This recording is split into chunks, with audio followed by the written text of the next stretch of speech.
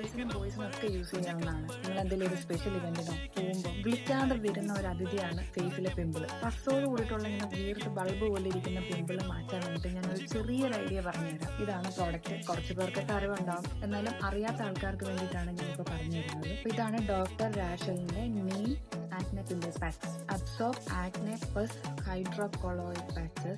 Dermatologically tested ആണ്. എല്ലാ skin ടൈപ്പിനും useful ആവും. സംഭവം സിമ്പിളാണ്. അറിയാൻ പാടില്ലാത്തവർക്ക് ഞാൻ പറഞ്ഞുതരാം.